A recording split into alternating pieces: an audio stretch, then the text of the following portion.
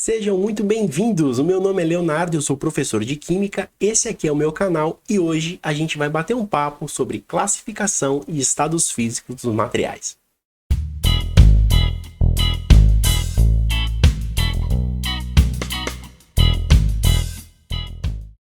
Galera, eu tô muito contente realmente de começar esse projeto aqui com vocês, de disponibilizar aulas de Química. E, bom, eu peço que se você está chegando aqui agora, se inscreva, ative as notificações para receber avisos de quando a gente lançar as aulas aqui, os conteúdos relacionados ao canal. Hoje a gente vai falar sobre a classificação e estados físicos da matéria, dando prosseguimento à aula introdutória de Química, que a gente falou na aula passada, onde eu abordei alguns aspectos de maneira um pouco mais light, tentando mostrar como que a química ela está muito mais presente no nosso cotidiano do que a gente imagina. Então, para começar a aula de hoje, a gente vai falar alguns aspectos já abordados na aula anterior, que é que a química ela é uma ciência que tem um objeto de estudo, que no caso é a matéria, certo? E a matéria ela é tudo aquilo que ocupa lugar no espaço e possui massa. E aí eu queria fazer algumas observações com vocês. Quando a gente fala em massa, talvez seja mais simples de se entender, né? Fala, pô, o camarada ali tem 80 kg de massa, aquilo ali tem 20 kg de massa, vou comprar 100 gramas de pão de queijo. Então, quer dizer, são informações mais diretas, que a gente consegue ter uma percepção muito mais clara.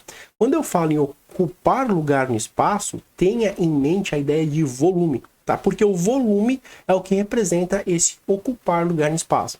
Isso significa então que a matéria ela possui massa e ela tem um determinado volume. Isso vai ser essencial para algumas coisas que a gente vai estudar mais à frente também. Além disso, a matéria ela pode se apresentar de diferentes formas na natureza. Só que eu tenho uma notícia muito boa para você.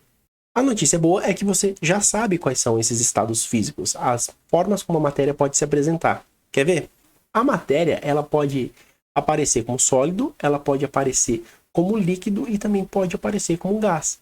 Quando eu falo em estados físicos, são essas formas que eu quero me referir.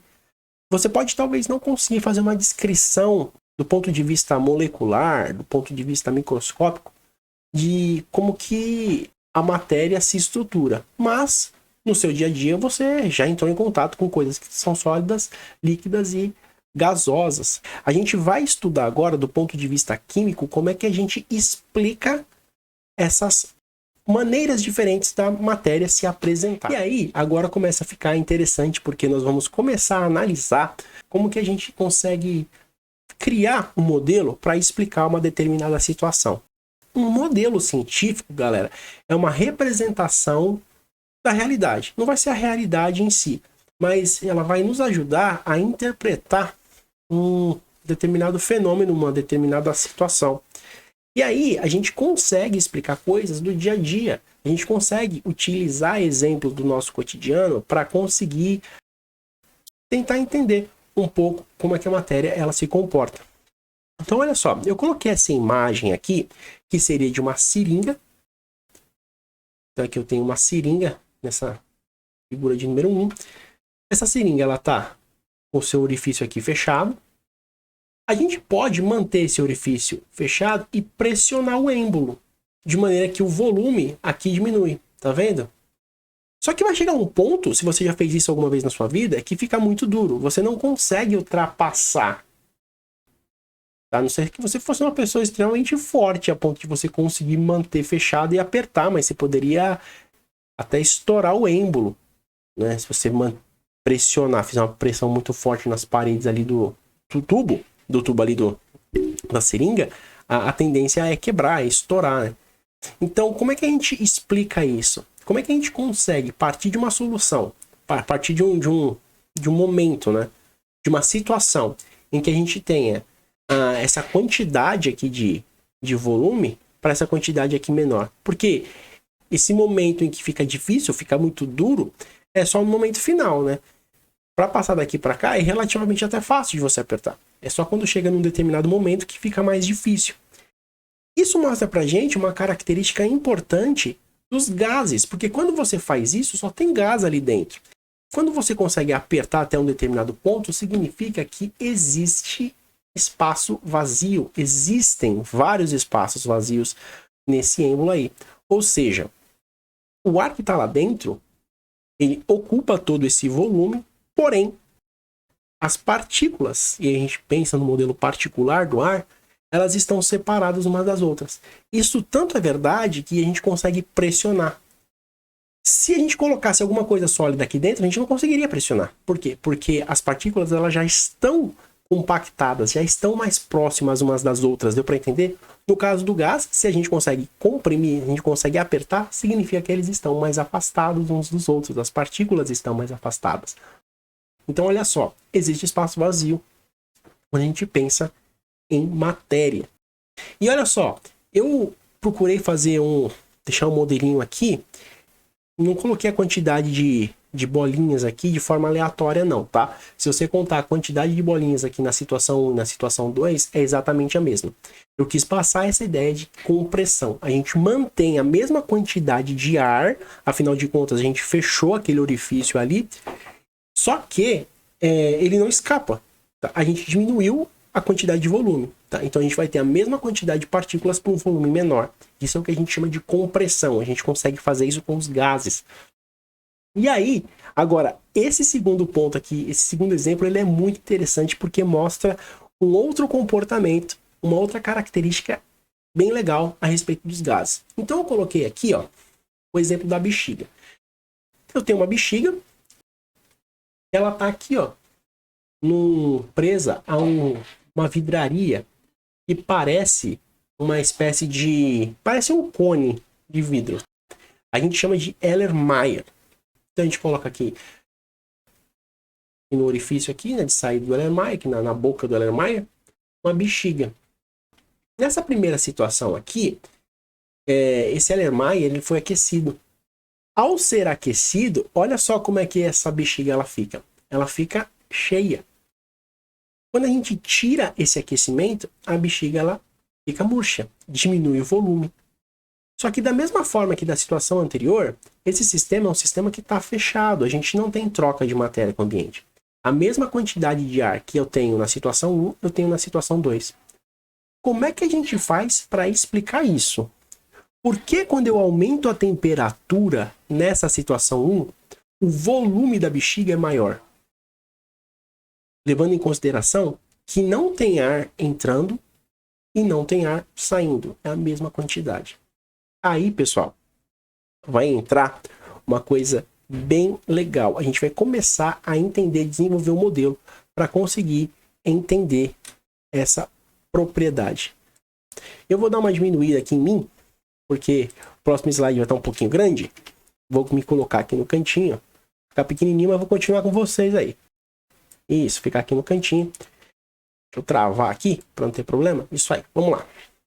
Continuando. Ó, a bexiga ela enche com o aumento da temperatura. Isso significa que as partículas se movimentam. E também mostra pra gente que o ar tem uma tendência a se difundir, ou seja, se espalhar pelo ambiente. Mas por que elas se movimentam? Veja bem. A gente poderia tentar explicar de algumas formas essa ideia de que se aumenta a temperatura, aumenta o volume. Uma delas é que mais matéria fosse criada ali dentro, o que seria um absurdo, porque a gente não cria matéria do nada. Por outro lado, a gente pode pensar que essas partículas que compõem os gases, elas não estão paradas, na verdade elas se movimentam. Quando a gente aquece, isso de certa forma transfere energia para essas partículas que começam a se movimentar mais rapidamente. O fato delas se movimentarem mais rapidamente faz que esse processo de difusão, ou seja, de espalhamento, fique mais evidente.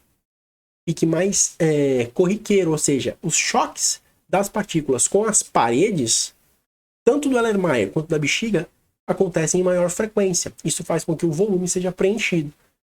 Legal, né?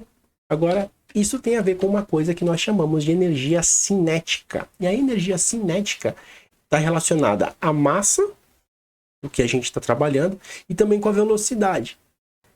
E tem tudo a ver com o que a gente conversou aqui. Temperatura e energia cinética são propriedades que estão diretamente relacionadas. Se eu aumento a temperatura, eu aumento também a energia cinética. E por sua vez, a gente aumenta também a velocidade. A gente pode ver aqui pela expressão que são grandezas diretamente proporcionais. E aí a gente vem para um outro esqueminha para tentar entender como que a água, aqui estou usando o exemplo da água, como é que as moléculas que formam a água se comportam nos determinados estados físicos. Isso tem a ver com uma coisa chamada agitação molecular. Então olha só, nesse primeiro desenho aqui da ponta, eu coloquei um gelo, né, que é o estado físico sólido da água. Nesse ponto aqui, a gente sabe que no estado sólido, as partículas, elas se movimentam, elas têm um certo grau de agitação, só que em relação aos outros estados físicos, é uma vibração muito mais branda. As partículas, elas não têm um grau de liberdade muito alto, diferente do que acontece, por exemplo, no estado líquido. Então as moléculas, elas se encontram no maior estado de agitação. E o interessante é que, em relação aos líquidos, as partículas, elas possuem um volume fixo, certo? Só que a forma, ela é variável. Então a gente consegue pensar num líquido como tendo um volume fixo ali definido, a gente consegue perceber isso muito bem. Só que, por exemplo, se um líquido cai no chão, vai formar uma estrutura meio ameboide ali, sem forma muito bem definida, é amorfo. Uma característica dos líquidos, que tem ali as suas partículas interagindo umas com as outras, e também num grau de agitação interessante, maior do que em relação aos sólidos. No caso dos sólidos, tanto a forma quanto o volume são fixos. No caso dos líquidos, apenas o volume.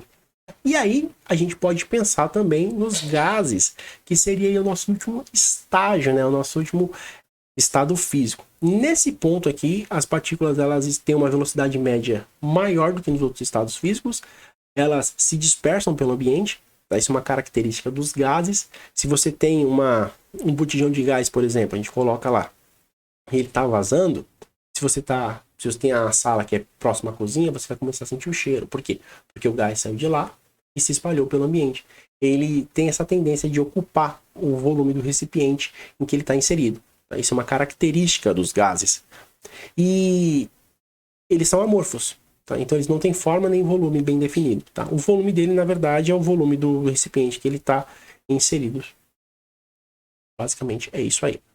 Isso aqui é um gás.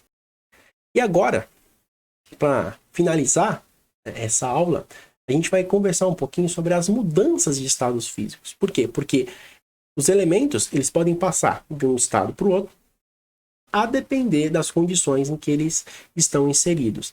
Então, pensando nos 3 estados físicos da matéria, sólido, líquido e gás, como que a gente chama as mudanças de estados físicos de um para o outro, de um estado para o outro? E eu já adianto que a gente pode fazer todos os tipos de passagem de um para o outro. Não, eu não preciso, por exemplo, passar do sólido.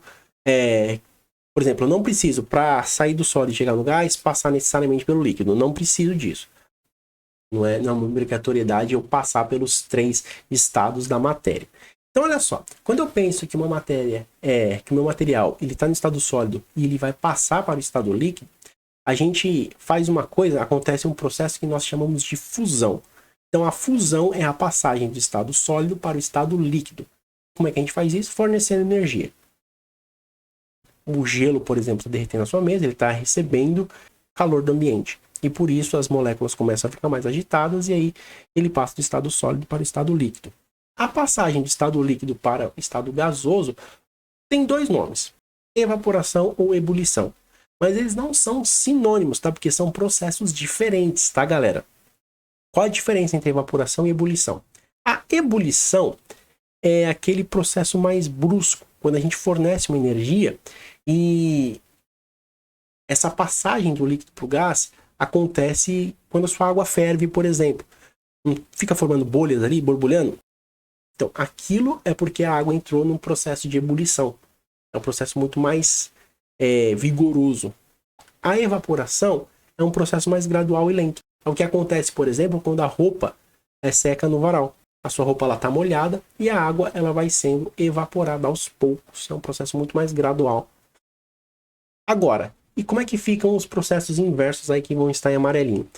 Do líquido para o sólido é o mais fácil de todos. É a solidificação. Que acontece quando você coloca lá a sua água na geladeira, lá no freezer, para formar os cubinhos de gelo. Tá? Isso aí é o processo de solidificação, formação de sólidos. Isso aí acho que ninguém erra. É o mais simples, tá?